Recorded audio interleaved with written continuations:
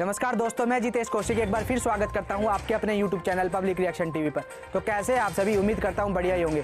दोस्तों, हर छोटी बड़ी खबरें व ताज़ा खबरें सबसे पहले पाने के लिए अभी सब्सक्राइब करके जुड़ जाए आपके अपने YouTube channel public reaction TV पर।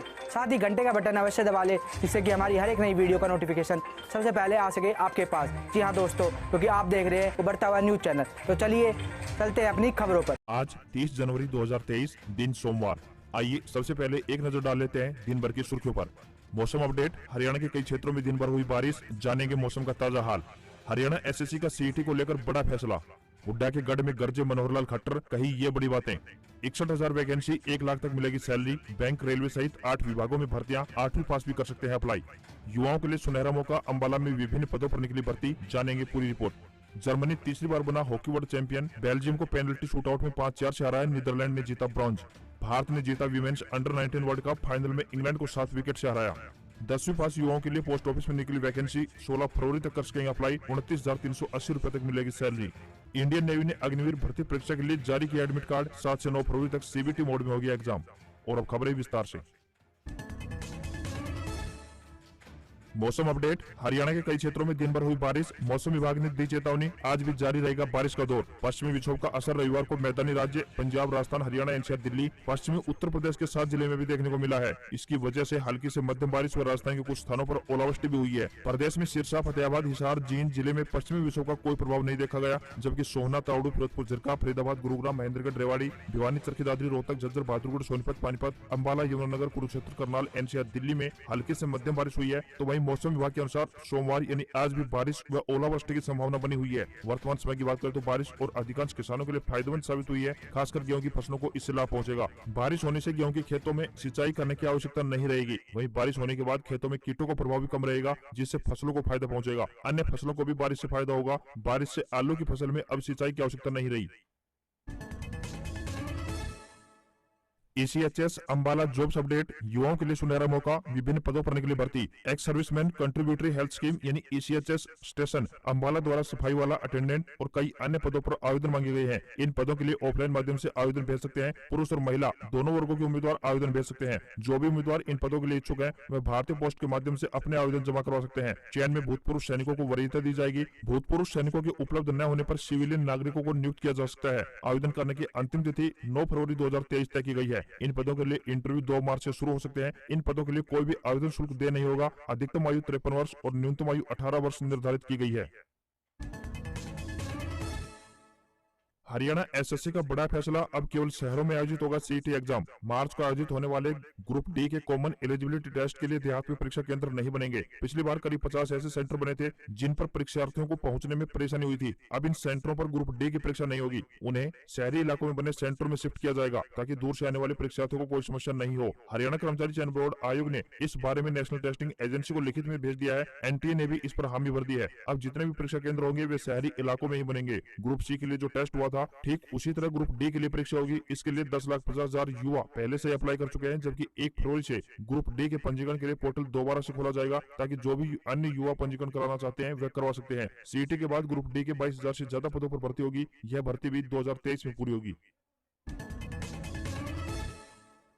हरियाणा नहीं आ सके अमित शाह, खराब मौसम के चलते नहीं उड़ सका हेलीकॉप्टर, फोन पर 1 मिनट किया संबोधित। केंद्रीय गृह मंत्री अमित शाह हरियाणा के सोनीपत जिले के गोहाना की सब्जी मंडी में जन उत्थान रैली में नहीं पहुंच सके। खराब मौसम की वजह से उनके आने का प्रोग्राम कैंसिल हो गया। उन्होंने 1 मिनट से अधिक लोगों को संबोधित किया। अमित शाह ने कहा कि 2024 में फिर से नरेंद्र मोदी को प्रधानमंत्री बनाना है। इसके लिए वे गोहाना रैली में आना चाह रहे थे। उनकी बहुत इच्छा थी कि वे गोहाना आए, मगर पायलट ने खराब मौसम के चलते हवाई यात्रा करने से इनकार कर दिया। आपको यहाँ पर बताते चलेंगे, इस दौरान राज्य की बीजेपी जेजेपी सरकार की पंचायतों में ई टेंडरिंग के फैसले के खिलाफ सरपंचों का प्रदर्शन चल रहा है। हिसार, फतेहाबाद, जींद और सोनीपत में इसको लेकर प्रदर्शन हो रहे हैं। गृह मंत्री की रैली में कोई खलल न पड़े, इसके लिए हरियाणा सरपंच एसोसिएशन के प्रधान, सोनीपत के खरखोदा के सरपंच आशीष को पुलिस ने हिरासत में ले लिया था। एसोसिएशन ने राज्य में जाम लगाने और रैली का विरोध करने का ऐलान किया था।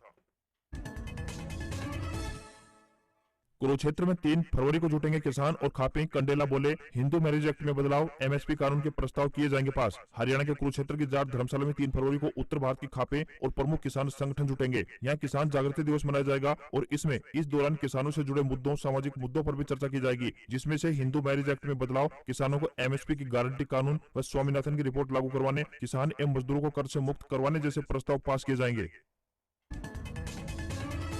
पंजाब में बवाल के बीच राम रहीम का सत्संग, श्रद्धालुओं पर कराई फूलों की वर्षा, डेरा मुखी का दावा, 35 लाख से अधिक प्रेमी पहुंचे। पंजाब में विरोध के बीच डेरा सच्चा सौदा मुखी राम रहीम का सत्संग संपन्न हो गया। राम रहीम यूपी के बरनावा आश्रम से बठिंडा के सलाबतपुरा में ऑनलाइन सत्संग कर संगत को नशे से दूर करने का संदेश दिया है। सत्संग की शुरुआत में संगत पर फूलों से वर्षा की गई, इसलिए इससे पहले सिख संगठनों ने संगत को डेरे तक जाने से रोका और प्रदर्शन किया। राम रहीम ने दावा किया है कि आज सत्संग के लिए 35 लाख से अधिक लोग 100 एकड़ जमीन पर लगे पंडाल में पहुंचे, जिनके लिए पूरे पंडाल में 24 स्क्रीनें लगाई गई थी। इसके अलावा जो लोग नहीं पहुंच सके, यूट्यूब पर भी संगत ने सत्संग को सुना है। सलाबतपुरा हरियाणा के सिरसा के बाद दूसरा सबसे बड़ा आश्रम है। तकरीबन 5 साल के बाद राम रहीम इस आश्रम में सत्संग कर रहा है, जिसका सिख संगठनों ने विरोध किया। बठिंडा का सलाबतपुरा आश्रम 2010 के बाद विवादों में आया था। इसी आश्रम में राम रहीम ने खुद को श्री गुरु गोविंद सिंह जी के अवतार में ढालने का प्रयास किया और संगत के बीच आया था, जिसके बाद सिख संगत में उसके खिलाफ विरोध बढ़ गया था।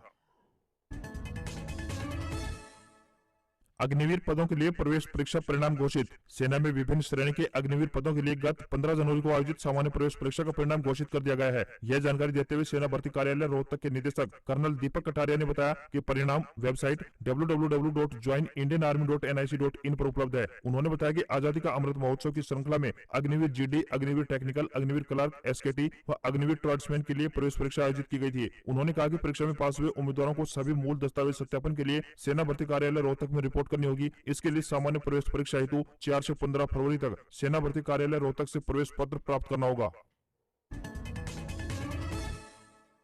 अमित शाह ने 2024 चुनाव का बजाय बिगुल, मोदी को फिर से पीएम बनाने को मांगी 10 सीटें। सोनीपत जिले के गोहाना में हुई भारतीय जनता पार्टी की जन उत्थान रैली में देश के गृह मंत्री अमित शाह नहीं पहुंच सके। खराब मौसम के चलते उनका गोहाना की नई सब्जी मंडी में आने का कार्यक्रम रद्द हो गया। हालांकि अमित शाह ने मोबाइल फोन के माध्यम से करीब 2.25 मिनट तक रैली को संबोधित किया और हरियाणा में 2024 के लोकसभा चुनाव का बिगुल बजाया। अमित शाह ने कार्यकर्ताओं को रैली का मकसद बताते हुए कहा कि यह रैली नरेंद्र मोदी को फिर से प्रधानमंत्री बनाने के लिए की गई है। इसके लिए इस बार भी हरियाणा की 10 लोकसभा सीटों पर कमल खिलाएं। विपक्ष पर निशाना साधते हुए और प्रदेश के मुख्यमंत्री मनोहर लाल की पीठ थपथपाते हुए अमित शाह ने कहा कि हरियाणा में 8 साल में जितना विकास हुआ है उतना 70 साल में भी नहीं हो सकता। आज हरियाणा में हर क्षेत्र में विकास हुआ है। प्रदेश में भ्रष्टाचार कम हुआ, कानून व्यवस्था की स्थिति ठीक हुई और जातिवाद खत्म हुआ है। अब प्रदेश में नौकरियों और ठेकों में भ्रष्टाचार का नहीं, साथ ही पढ़े लिखे सरपंच हरियाणा को आगे बढ़ा रहे हैं।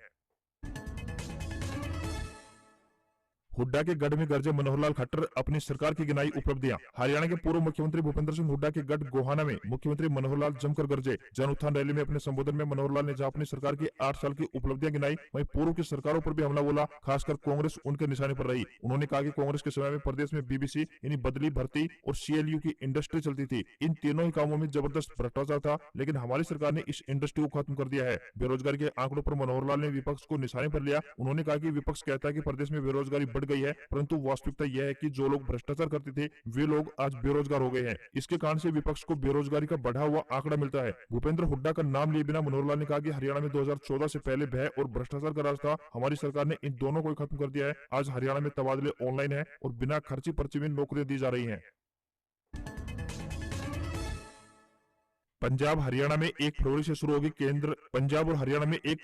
होगी गेहूं की बिक्री। केंद्र ने ओएमएससी को दी मंजूरी। आटे की कीमतों में आएगी कमी। पंजाब, हरियाणा समेत पूरे देश में गेहूं की किल्लत को देखते हुए केंद्र सरकार ने भारतीय खाद्य निगम यानी एफसीआई को ओपन मार्केट सेल स्कीम यानी ओएमएससी को मंजूरी दे दी है। केंद्र सरकार के उपभोक्ता मामले, खाद्य और सार्वजनिक वितरण मंत्रालय ने ओएमएससी को स्वीकृति देते हुए एफसीआई को 1 फरवरी से गेहूं की बिक्री शुरू करने को कहा है। वहीं एफसीआई ने बिक्री के लिए 25 लाख मीट्रिक टन गेहूं का प्रावधान रखा है। मंत्रालय के इस फैसले से गेहूं और आटे की कीमतें नीचे आने के आसार हैं। गेहूं की कमी से आटे की कीमतों में बेतहाशा बढ़ोतरी हुई थी। 15 दिन के भीतर 1 किलो आटे में प्रति किलो 10 रुपए तक बढ़ गए थे।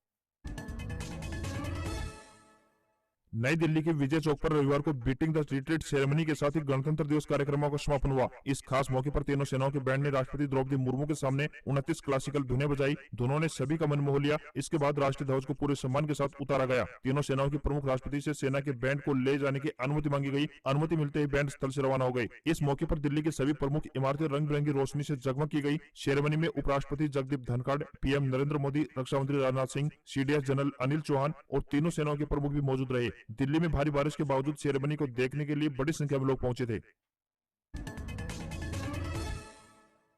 श्रीनगर में भारत जोड़ो यात्रा के पहुंचने के बाद राहुल गांधी ने कॉन्फ्रेंस में कहा 370 पर हमारा स्टैंड क्लियर है, हम इसकी बहाली चाहते हैं, हम सत्ता में आए तो इसकी बहाली करेंगे। भाजपा का कहना था कि 370 हटने के बाद यहाँ सब कुछ ठीक हो गया है, लेकिन यहाँ टारगेट किलिंग हो रहे हैं, लोगों में डर का माहौल है। अगर सब कुछ ठीक है तो अमित शाह जम्मू से लेकर श्रीनगर तक पद यात्रा करके दिखाए। इससे पहले श्रीनगर के लाल चौक पर रविवार को राहुल गांधी ने तिरंगा फहराया। वह सुरक्षा कर्मियों की गाड़ी में वहां पहुंचे, उनके साथ बहन प्रियंका गांधी भी मौजूद थी। तिरंगा फहराने के बाद राहुल की भारत जोड़ो यात्रा खत्म हो गई, जबकि इसे 30 जनवरी को खत्म होना था। राहुल गांधी के साथ जयराम रमेश, मल्लिकार्जुन खड़गे, उमर अब्दुल्ला, महबूबा मुफ्ती के शामिल होने की जानकारी मिली है। भारत ने जीता women's under 19 world cup, final में इंग्लैंड को 7 विकेट से हराया। बीसीसीआई देगा 5 करोड़ का इनाम। भारत ने पहले under 19 women's cricket world cup का खिताब जीत लिया है। भारतीय टीम ने फाइनल में इंग्लैंड को 7 विकेट से हरा दिया। साउथ अफ्रीका के पोचेस्ट्रम स्थित स्टेडियम में भारत ने टॉस जीतकर पहले बॉलिंग चुनी और इंग्लैंड को 17.1 ओवर में 68 रन पर ऑल आउट कर दिया।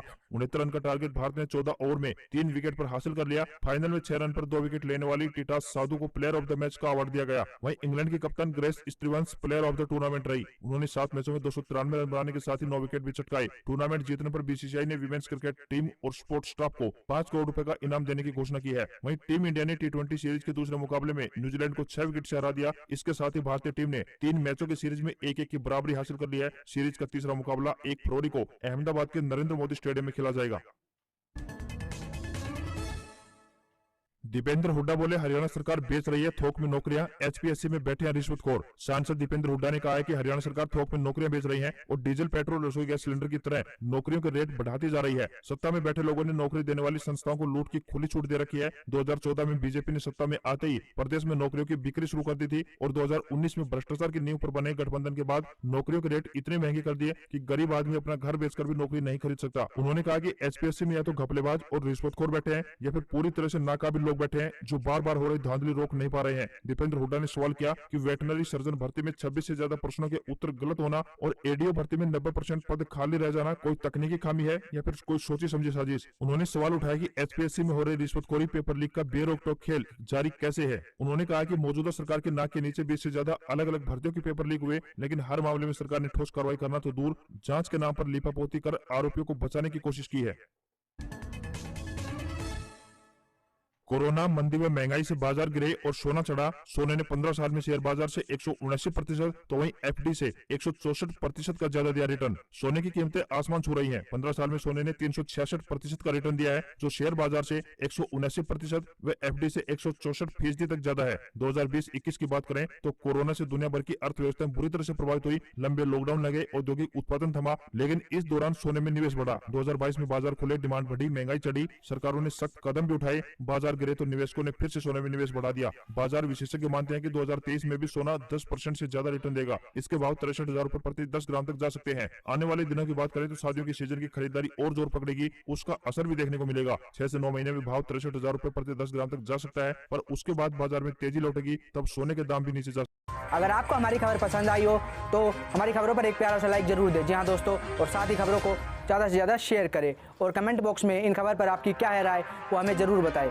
आज की खबरों में सिर्फ इतना ही, मिलते हैं अगली खबर में। जब तक सब्सक्राइब करके जुड़ जाइए आपके अपने YouTube channel public reaction TV से, और साथ ही घंटे का बटन जरूर दबा लें ताकि हमारी हर एक नई वीडियो पहुँच सके आपके पास सबसे पहले। जय हिंद, जय भारत।